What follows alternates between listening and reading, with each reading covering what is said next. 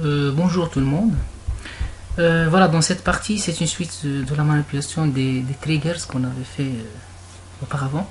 Et donc, voilà, on va commencer par le quatrième exemple auquel on avait s'arrêté l'autre fois.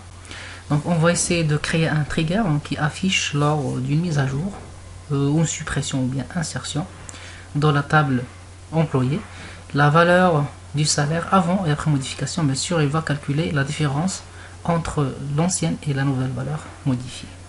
Donc voilà à quoi ça ressemble notre trigger. Donc c'est create or replace trigger. C'est un trigger qui s'appelle affiche salaire et différence. Bon, c'est un nom au choix. Donc before, delete or insert or update. Donc avant de modification, avant de suppression ou insertion ou update dans la table employée concernant tous les champs. For each row, pour chaque enregistrement, when new employee number supérieur à 0, qu'est-ce qu'on va faire? On va essayer de déclarer une variable saldiff de type number et on commence notre traitement. Begin, on calcule la différence entre le nouveau salaire et l'ancien salaire. Donc on accède au nouveau salaire avec 2 points new, point, puis le champ. Même chose avec l'ancien salaire avec 2 points old, puis le nom du champ.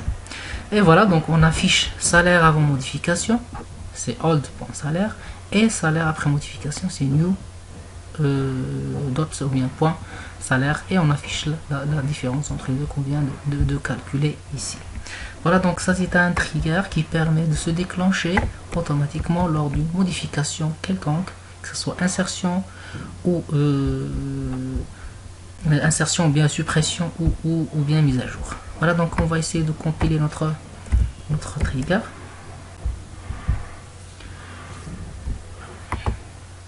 Oui, donc voilà, donc mon trigger affiche salaire, il est compilé, il est bien compilé.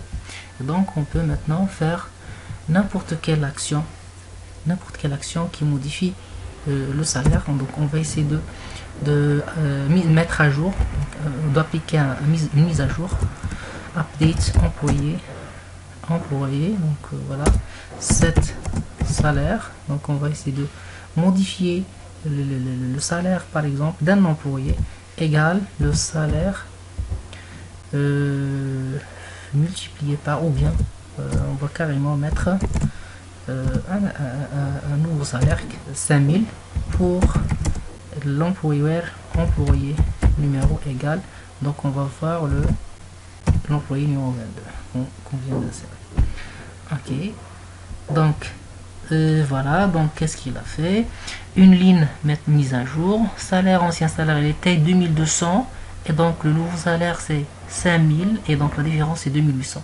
Ça fait la différence de 5000 moins 2200, donc ça donne 2800, bien sûr mise à jour avec succès, et salaire bon. Ce sont les trois triggers qui ont été déclenchés à la fois. Bon, celui-là on l'avait déjà créé, on l'avait déjà appliqué, et celui-là ça concerne la modification de salaire. Et donc voilà donc notre trigger qui permet de se déclencher une fois qu'on apporte une modification ou bien une insertion ou bien si vous voulez une mise à jour de la table employée. Alors pour le cinquième exercice ou bien cinquième exemple, donc dans le cadre de mettre en place un système d'historisation complète de la table employée, donc on va essayer à chaque fois qu'on fait une mise à jour ou suppression, on va essayer de garder l'historique dans notre table employée. Donc qu'est-ce qu'on doit faire? Créer tout d'abord une table employee history par exemple qui contiennent les mêmes champs que la table employée et d'autres champs relatifs à l'utilisateur courant, c'est-à-dire pour garder les traces de l'utilisateur qui a fait cette modification, bien sûr la date d'historisation, voilà, l'enregistré et l'événement effectué, donc suite à quoi.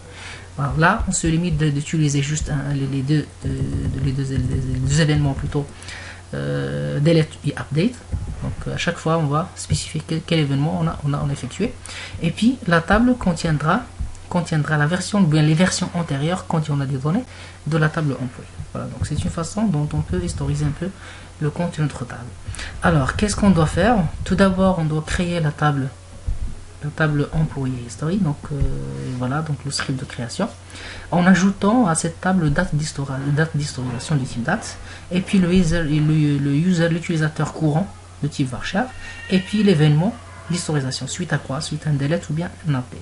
Et puis on peut définir carrément une clé primaire, d'accord? Donc là on a choisi de faire un employé number avec la date d'historisation comme clé primaire. Parce que là, on pourrait carrément voir deux modifications à même enregistrement, et donc on ne peut pas garder juste le numéro d'employé comme clé primaire, parce qu'on peut apporter plusieurs modifications à la même ou bien au même enregistrement. Donc c'est pour cela qu'on a une date qui est unique, qui permet de rendre la clé primaire unique. Voilà. Donc voilà, cette table est déjà créée, on l'avait déjà créée. Et donc la deuxième étape, c'est la création d'un trigger après modification. Donc on va créer ce trigger là qui s'appelle after update de la table employé.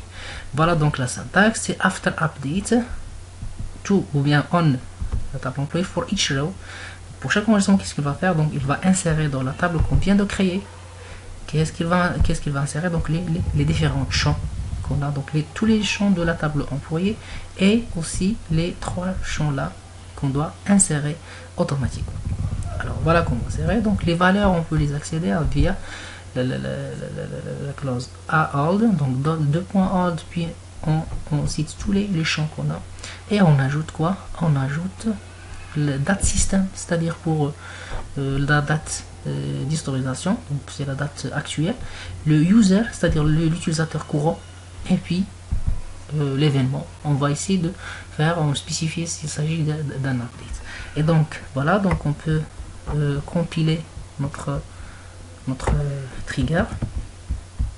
Toujours on va essayer de travailler avec SQL Developer. On pourrait carrément faire la même chose avec SQL+.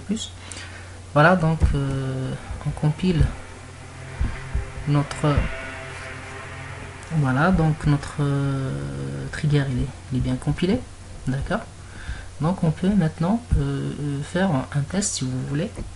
Donc on peut carrément apporter une mise à jour, appliquer une mise à jour update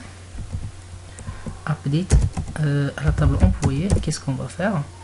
Alors là on va mettre 7 salaire, donc toujours on va essayer de modifier juste le salaire quoi, de salaire égale salaire. On va augmenter tous les salaires par exemple par tous les salaires par 10%, donc multiplié par 1,1 tout court de toute la table.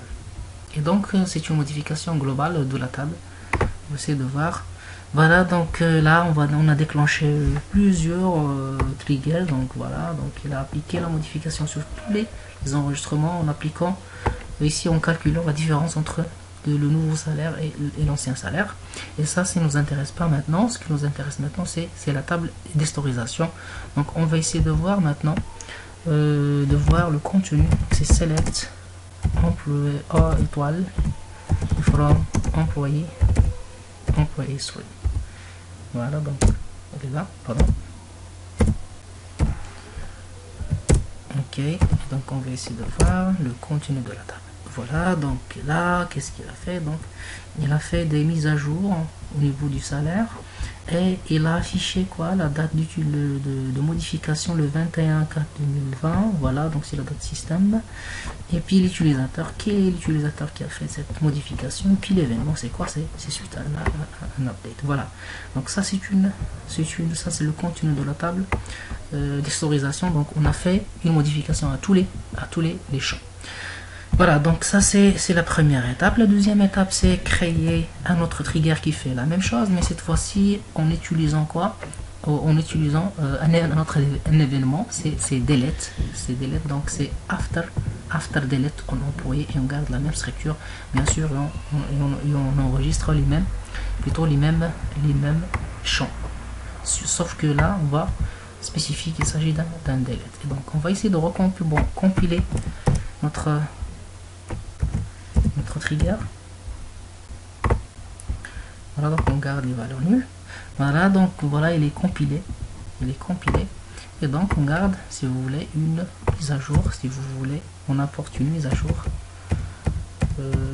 bon, une suppression si vous voulez. Donc delete, donc je vais essayer de supprimer delete,